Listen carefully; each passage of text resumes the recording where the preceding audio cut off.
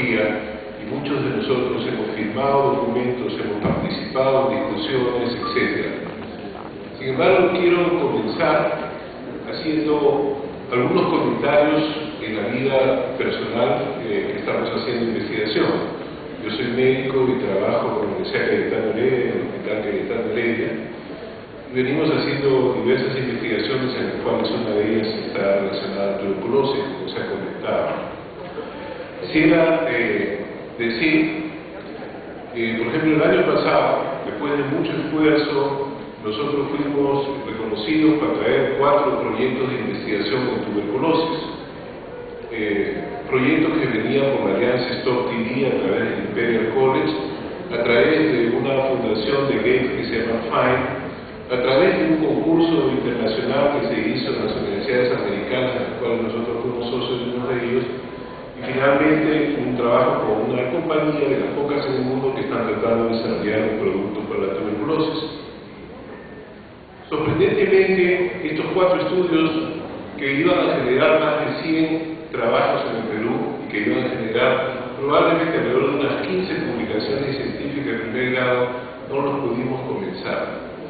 Y no los pudimos comenzar basados en que la administración que hay en este momento en hacer investigación en el sector salud pasa por una organización que tiene el sector público, que tiene que controlar, entre comillas, las investigaciones, y por lo tanto los sistemas regulatorios pasan por personas que están en instituciones que no han sido relacionadas al mérito. El jefe de esta representación en el Ministerio de Salud es una posición política, es cambiada por el político digamos, por el gobierno. En segundo lugar, muchos de los empleados que están ahí, los profesionales, entraron para cumplir un trabajo que hoy en día son los reguladores de la investigación en salud.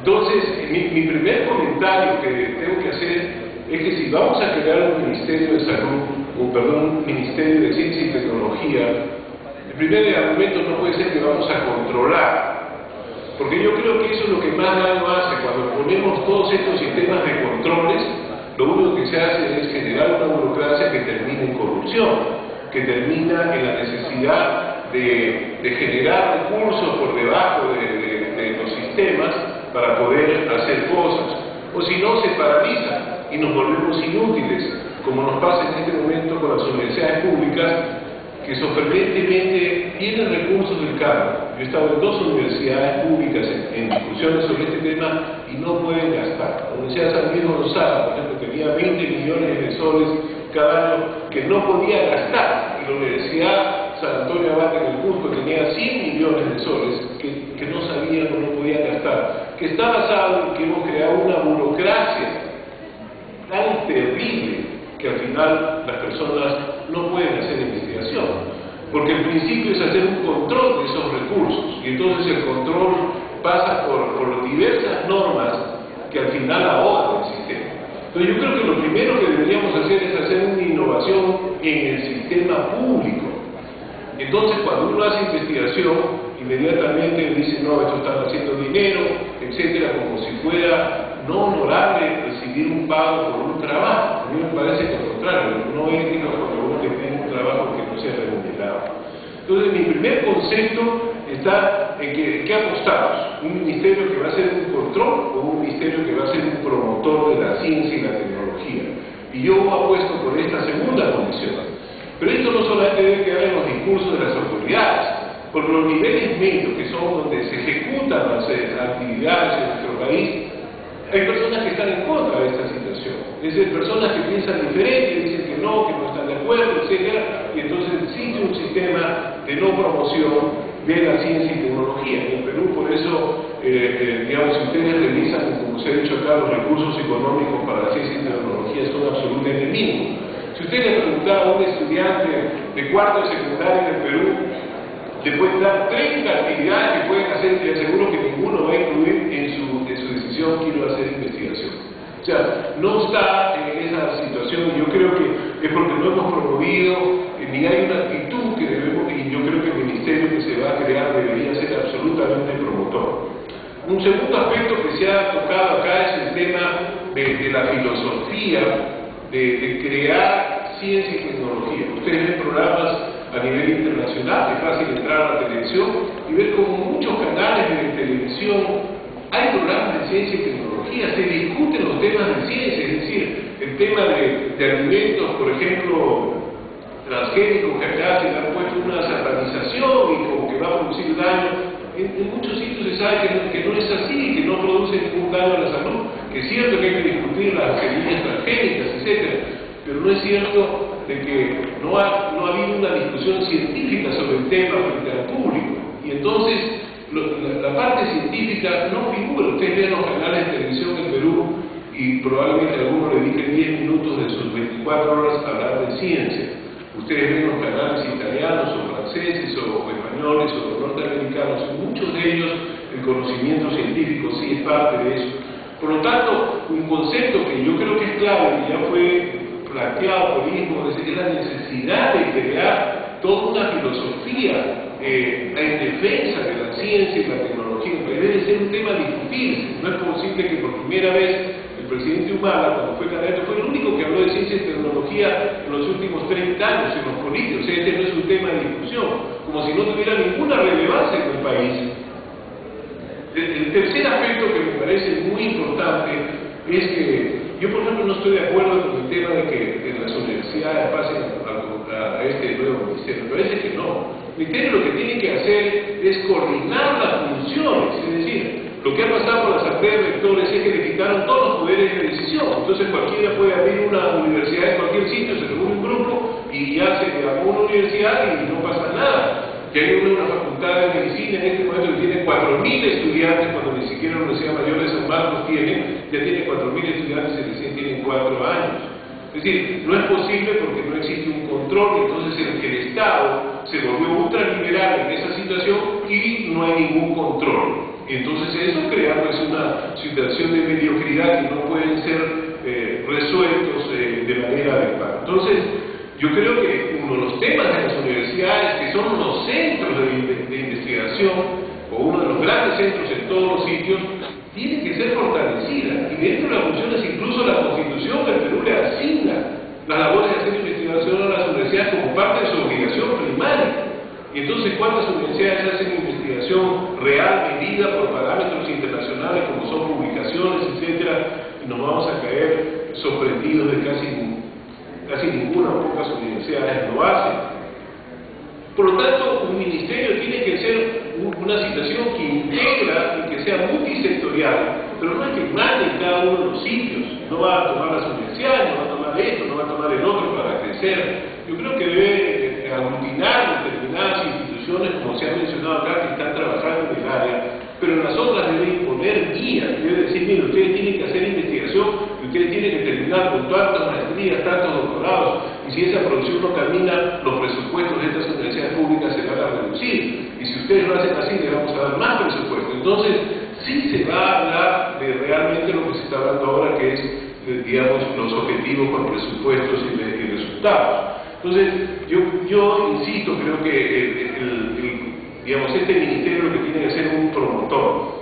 Y en esa promoción tiene que haber una clara relación, fíjense lo que decía hace un momento el ingeniero, como en casi todos los países del mundo las áreas privadas son una gran fuerza para desarrollar la ciencia. Sin embargo, cuando uno va a un empleado del Estado y dice, no, lo que es privado en vez de así, están ganando dinero, es un poco como que es sucio, es un poco como que no, mejor no, nosotros somos el Estado, nosotros somos el rol rector y por lo tanto nosotros decidimos cómo son las cosas. Y esos controles son sumamente peligrosos y esa filosofía es sumamente peligrosa. Y yo creo que lo innovativo es precisamente fortalecer esta situación. Y desde ese punto de vista, para mí, yo creo que es muy importante generar esto. ¿Por qué? Porque ya Fabiola López Garde hablaba de los recursos humanos. No hay ninguna institución en el mundo que pueda crecer si no tiene los recursos humanos, esta masa crítica inicial que es indispensable.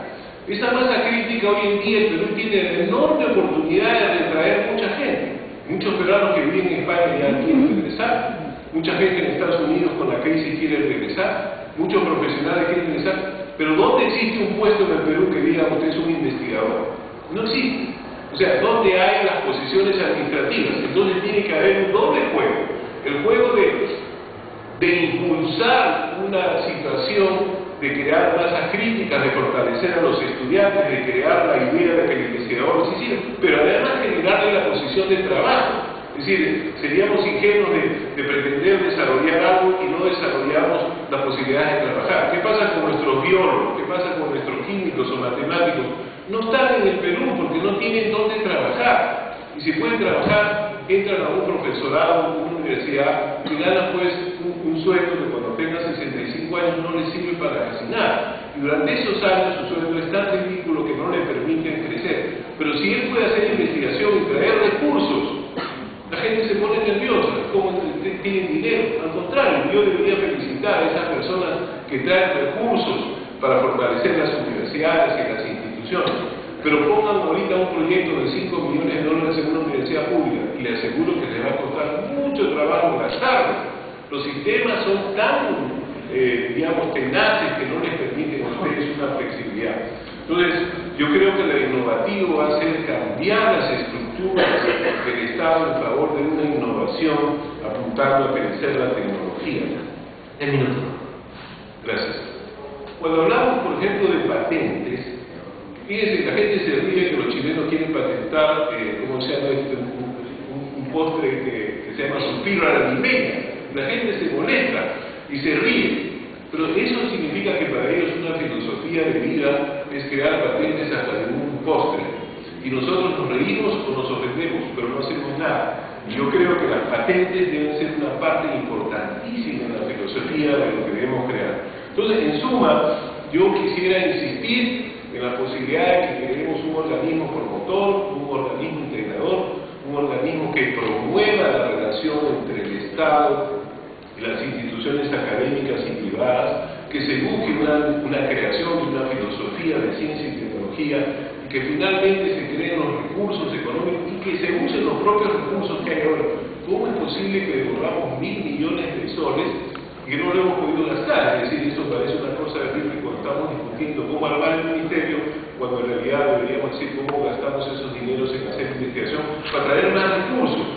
Las instituciones internacionales nos van a ayudar si nosotros podemos generar recursos adecuados. Y de nuevo, traer recursos para hacer investigación es un logro difícil, pero que se logra hacer. Y por eso, en el caso del modelo de Cayetano Heredia, ha sido interesante. El instituto donde nosotros estamos, con Humberto Guerra y otros distinguidos investigadores, a la vuelta de años se han traído pues cada vez más recursos. Actualmente tenemos 11 candidatos haciendo doctorado. Ninguno de ellos es financiado por nuestra institución, sino hemos traído los recursos para que esos doctorados que se hacen en Europa y en Estados Unidos y en Canadá sirvan para regresar y están haciendo un entrenamiento, digamos, entre el Perú y esos países del tipo sándwich, de tal manera que garantizamos que estas personas se vayan quedando en el Perú. O sea, no solamente queremos el doctorado, sino queremos que se queden en el Perú. Entonces, de nuevo, hay toda una serie de temas que deberíamos discutirlo, pero yo quisiera solamente traer estos 4 puntos porque como esto es una lluvia de ideas, creo que este es uno de los puntos que quería traer de todas maneras en esta discusión. Muchas gracias.